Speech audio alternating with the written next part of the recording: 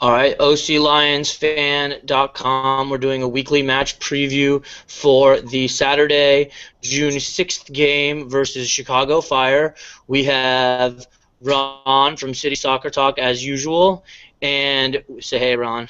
Hey, what's And up? we got oh, sorry about that. And we got Wade here joining us, a new panel member this week. He is with the Ruckus. What's up, Wade?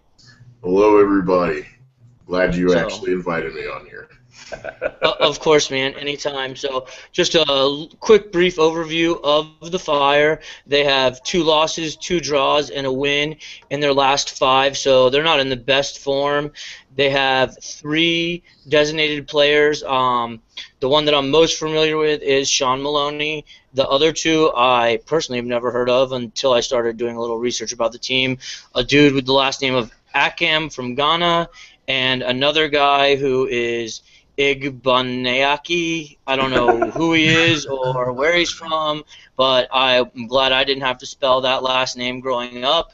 So with that said, this week they have for our matchup they have no Sean Maloney. He's out on international duty, so we missed that. We missed that one, and they play a midweek game today, which is Wednesday. So we're catching them on short rest. Also, their the most informed player is a young American named Harrison Shipp, 2 goals, 3 assists, and they are tied with us in points, but ahead of us on the table on goal differential. So we're just behind them, and that's all I got about the Fire. We are going to play them like 3 times this year. This is our first meeting, so our team is not familiar with them. Ron, any brief points about the Fire that you'd like to share?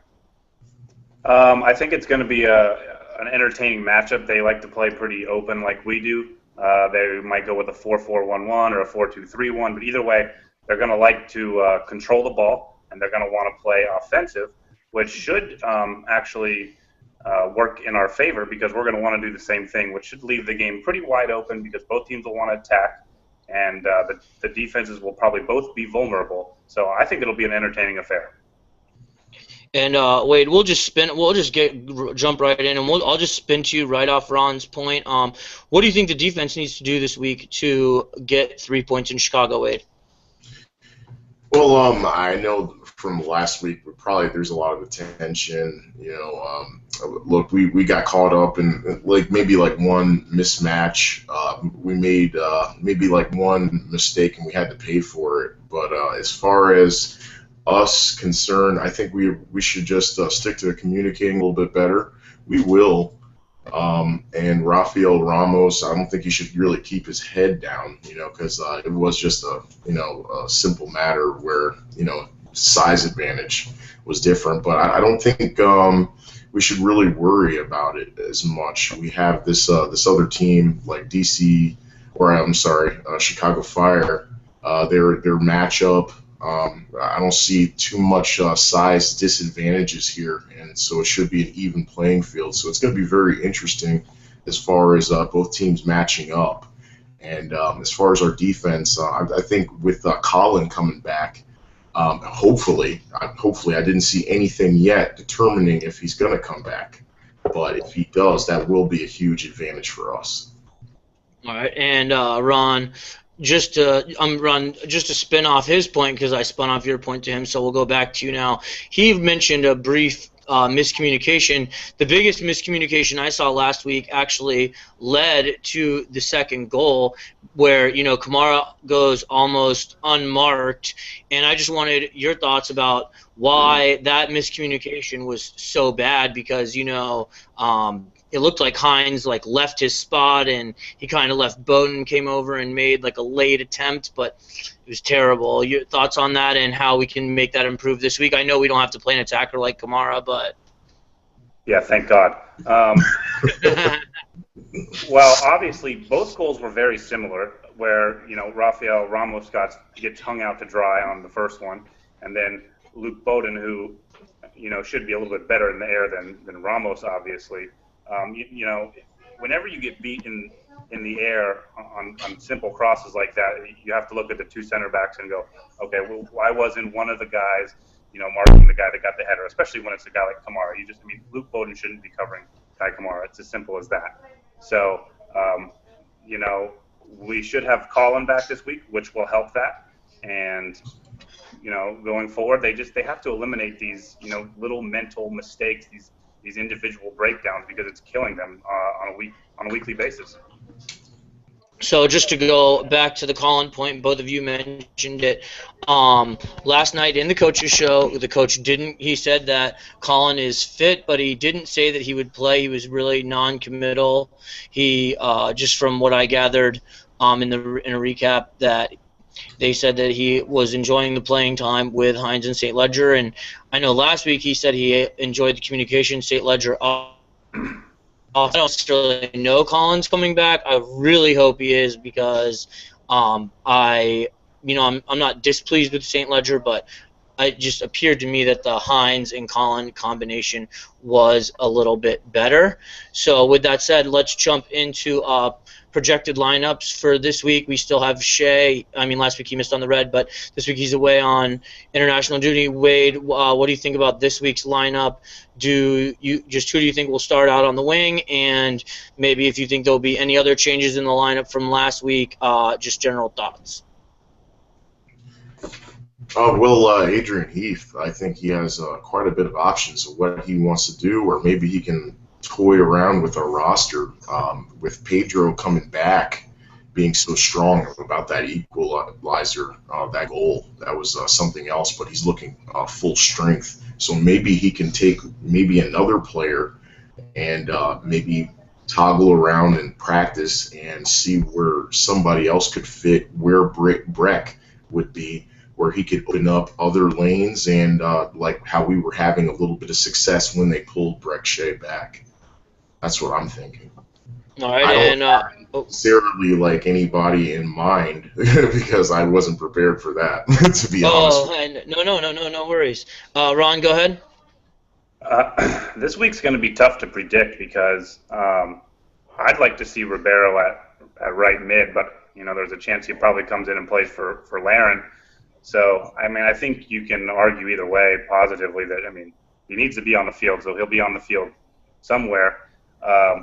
You know, I'd like to see him at right mid and keep Laren at top, especially since we're going to miss Laren in a few weeks anyway. Next week.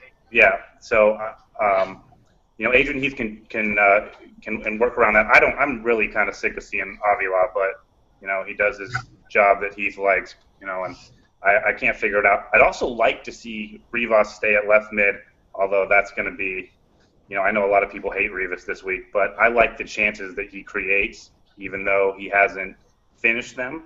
I would rather see you miss chance after chance than not create a chance ever. So, you know, he can go a lot of different ways. Are we going to have Darwin Seren this week? Yeah, Seren we're going to have this week. It's his last week here for a while. He leaves the same date as Kyle Laren. So next week he won't be there. Okay, well then I expect the holding midfielder to stay the same, and you know, hopefully Colin comes back in. For some reason, Heath seemed like, you know, he two weeks ago he said Colin's time will come again, and I didn't really understand that because I thought, you know, he was the best player through the first 10 weeks of the season. I mean, I agree on many fronts with your sentiments, Ron. I pled for Ribeiro last week on the right wing, so you know, obviously that's who I want there instead of Avila. I don't care what footed he is or what him and Kaká seem to mesh good in those few minutes. I like is it. Oh, that goal was just go ahead. I'm sorry. I was like just seeing him back in full strength. I was disheartened just seeing him go down around that time that he did, and because he was looking good, and like you said before. Like him and Kaká were working very well, especially during that Montreal game, you know. But for him to tweak his hamstring, that was a major hit to us, you know. But now that he's back, he looks like he's back in full force. So that really does put some more reinforcement and a little more firepower for us to come out and knock Chicago down. You know? Yeah, I mean, I totally agree with that. I called for it last week. You know, I just think he might not be a better overall player than Avila, but what he does attacking is much better than Avila, and he's much more aggressive. So I agree with you there, Ron. And I also think the defensive midfield will not change, although last week I wasn't impressed with either of them. I'm almost ready for Akugo to come back despite the mistakes that he made when he was in there right before, they switched it up. But that's just my opinion. Ron, how do you feel? Are you ready for Akugo to come back, or you're just happy that we have 3 players that can be rotated? Yeah, I think it's a good dilemma to have. I don't think Saren's not going anywhere. He's penciled in to start as long as he's available, and so you go back and forth from the young, talented Christian Higuita, and Okugo's not old by any means, but Okugo just doesn't offer a lot offensively at all. And if he's going to create, or if he's going to be prone to the turnover when he's just mainly playing defense, then he's a complete liability. So hopefully that was just like a 3 or 4 week bad stretch he had. So I'm not saying he couldn't come in and be successful or be a productive player again, but I think Higuita's long-term potential is better than Akugo, so I'm perfectly fine with him starting. And Wade, what do you think about Kyle Larin before because this will be his last game before he goes out on international duty for Canada? What do you think about his performance last week and how he can improve this week? I think it was somewhat flat. In the beginning of the season, it looked like his conditioning was a little bit off. But as time went on, especially through the season in a few games, he looked like he of course he improved and he got better with his positioning. But as far as him and his age and where he's come and what he's done, he's progressed. But last night I don't think it was as strong for him. But overall, he continues to get better week to week, and I that's what I believe, because when he came in, he didn't really go after some of the balls that were wide open. Like he kind of give up a little bit, or when it would be like a one-on-one with the defender instead of following through and finishing off with the play. But he's improved dramatically, and it almost gives me goosebumps or chills what it's going to be like when he actually develops to the player that he's going to be, hopefully. And I fully believe that he would, So with him going to Canada and playing like he does, with those other, his other countrymen and everything, I think that's good for him to blossom and use this as a tool to get better. And even when Saren goes to El Salvador or any of the other players that go off to their country, I think this is something that would be good for Kyle Larin to put under his belt. And I can only see him getting better as time goes on, especially after his trip. I agree with those sentiments. I like Kyle Larin personally. I'm hoping that we can, pay down Roches and get somebody else in, because as Ron said, I think Rivas does some good things attacking, even though he doesn't always finish. And Ron, I'll go to you now. Who's your Orlando City player to watch this week?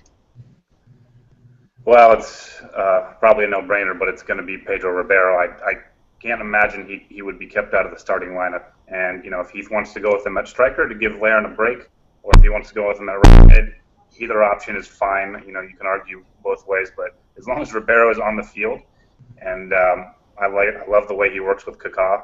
So, when Ribeiro is on the field, this is a completely different team. And, he's got that big, tough, just do-it-all attitude. A lot of the problems with this team, I think, are players running to support Kaká too much, and instead of leaving Kaká with space to operate. And I think Ribeiro knows when to support Kaká and knows when to let Kaká do his thing, and he also has the willingness to do things on his own, and I like that. And he's a beast, especially when you look at him in like a one-on-one interview. He's like double the size of an Avilat, so he just needs to be on the field. He is. And Wade, go ahead. You can elaborate on Ribeiro. Yeah, that funky hairdo.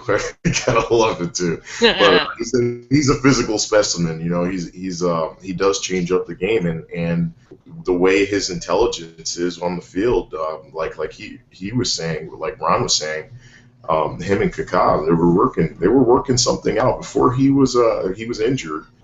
there was something brewing up, and we were putting up goals, before, even though we had that little niche for like at home games where we couldn't score necessarily, that little nonsense that was talked about. But yeah, I'm looking forward to that. Yeah, that's a really good pick for Ron as far as a player to watch. And if you had to pick a player to watch, Wade, other than Ribeiro, because Ron already picked him, who do you pick and why? There's something about Rafael Ramos. He, especially when he pushes the ball up, there's some beautiful crosses and stuff, and he's not a wonderful. I mean, he's a player that doesn't give up, and I think he's got his best foot forward, and I think he's going to improve, even though he got beat off of that ball. Don't get me wrong, it sucks, but he wasn't as tall. But like the way he plays on those corners, the way he's dancing through and making things happen, I really like the way he plays. Now, other than that, like Colin, of course, everybody would say Colin. I mean, I want to see how he interacts with Tally Hall. I don't think they have played out there, but I'm saying Rafael Ramos. I'll just elaborate on your point, because something I've talked about in the past is I thought Colin and Ricketts had great communication, and sometimes they were able to get us out of, opposing teams' opportunities, chances to score, where we were, down a man, and the way they communicated, they were able to, kind of get us out of that and move the ball to the midfield, or just kill the play, whichever way you want to look at it or call it, or both. So I would be excited to see Colin and see how he communicates with Tally Hall, and just to further my question, my player to watch this week was going to actually be Tally Hall, and the reason that I say I want to watch Tally Hall is because the first 2 games he was untested, and the last game, both goals were kind of the defense's fault. I mean, you can't leave Kamara unmarked on the second one, and the first one Ramos just got beat. So I don't attribute those to Tally Hall. I mean, maybe he could have reacted a little quicker, but I would just like to see him, actually, when he does, it's just him, and it's not a defensive breakdown. He's doing pretty good. I mean, I'm very pleased. So my player to watch, Tally Hall, and I know for a fact that Chicago doesn't have the striking power that Columbus has. So, I think they'll probably get some chances, but Tally Hall is my player to watch. So keep an eye out for Ribeiro from Ron, Ramos from Wade, and Tally Hall from me. And so I'm just going to ask you guys my standard last 2 questions first. I'll go to you, Wade. Is there anything that I didn't talk about that you might want to talk about? You could relate it to this Chicago game exactly, or if you want to relate it back to the Columbus game, Wade, feel free. Just the forum is yours now.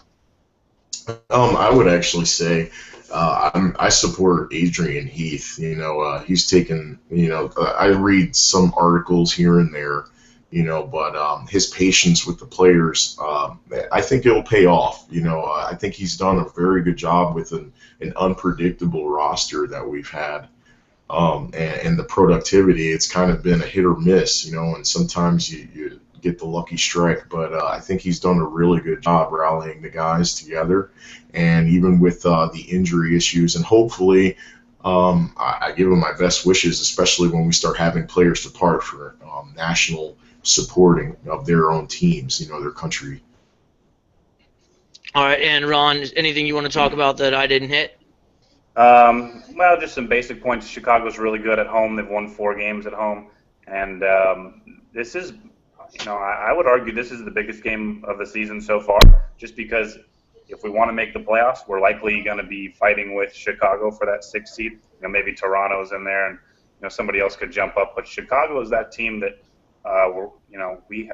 this is like a 6-point swing if we can win this game. So this is as big as it gets so far.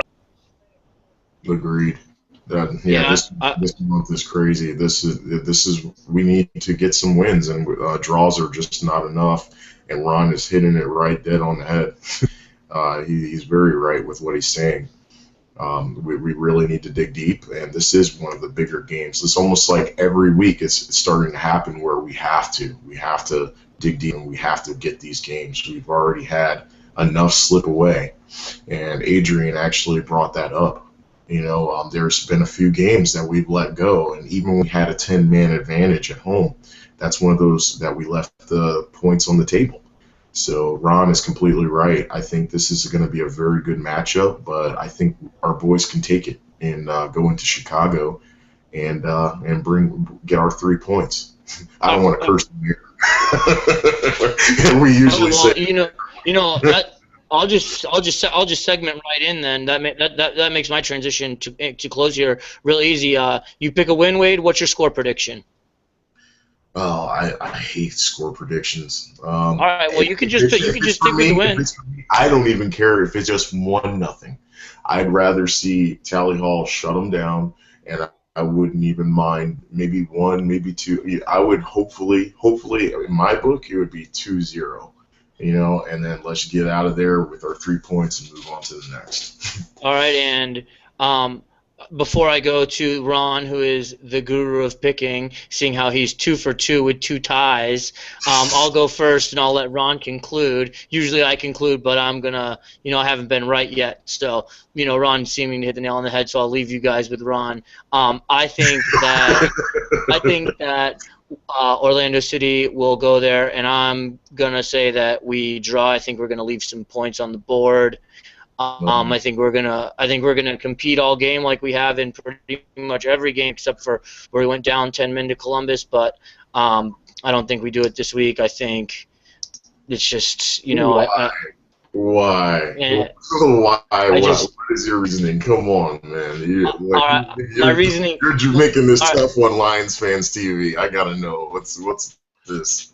What's the logic behind this? We're going to leave points on the board. We've already left them too many times. I don't see how us coming out of the locker room and being ready to take this away. I want to know why. Why would you say that we're going to have another draw after all these draws that we've had? In all honesty, the proof's in the pudding. We have had so many draws. So, that's why I tend to agree. Ron's 2 for 2 on picking the draws. So, I see him get it right every week. I want in on the getting the right action. So, that's why I'm picking the draw. I just think it just is what it is. And I think that maybe we have another defensive slip up. I don't know much about, like I said, I don't know much about their other designated players, Akam and Igbanaki, but I know that they're both attacking players. And, when all 3 of your designated players are attacking players, you should be able to score unless you're Orlando City, where our designated players just sit on the bench. But that's a different conversation for a different time. So I'm a believer. I totally understand you guys picking, like a draw. I think it's funny, but I saw what we did to LA. I saw what we looked like when we were rolling on all cylinders, and everybody was on the same page. And without Colin, and we beat the crap out of LA Galaxy, and I think we can do this again. Everybody's got to buy in, and now that we have Colin, such a tough guy in the locker room. If anybody is watching this that doesn't know much about soccer, and probably they watch basketball, he's like our Dennis Rodman. He is that spark plug that we need. He's that tough guy, and I'm telling you, with him and Tally Hall back there, I don't really think we're going to give up, very many goals, or our defense will be shifted in the right direction. I think this is going to be 3 points. Mark my words. You got it live on Lions Fans TV. Guess what? I'm calling it. We're getting 3 points. We're going in Chicago. I can't stand Chicago anyway. And we're going to get 3 points. That's all I got to say.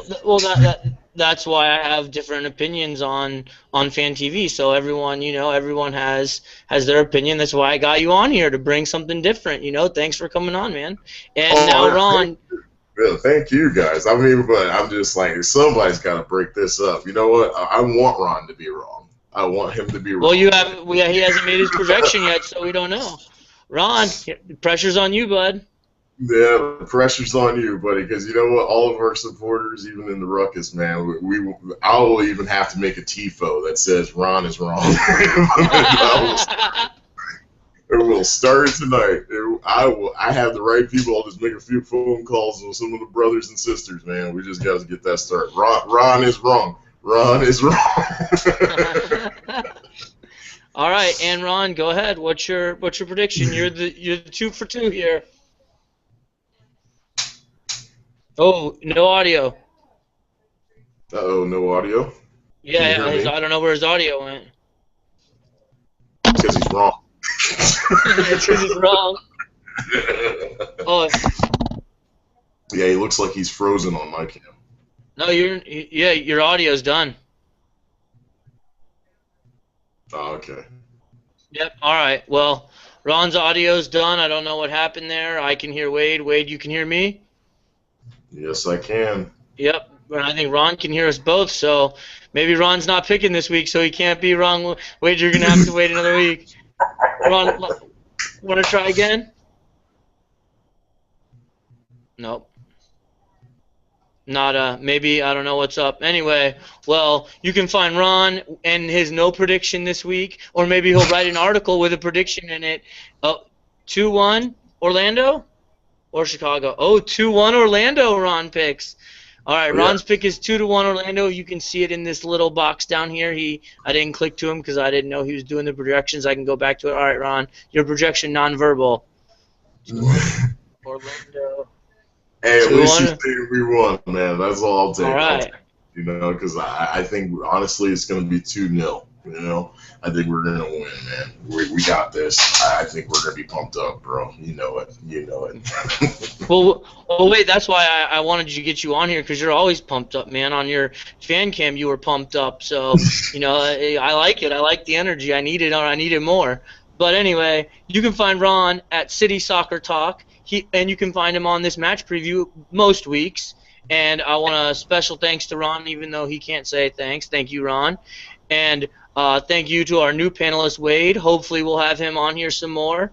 And you could find me at OCLionsFan_TV on Twitter. You can find me at OCLionsFanTV on YouTube and on Instagram. And my website is OCLionsFan.com. Without you guys, I wouldn't be doing this, so I appreciate all you people who watch the videos and, you know, come in to Gate C after home games for interviews, or if I've interviewed you at the bar. That's actually how I met Wade. I just met him up at Hooch and Shine. So, you know, I just off the street, never even seen him before.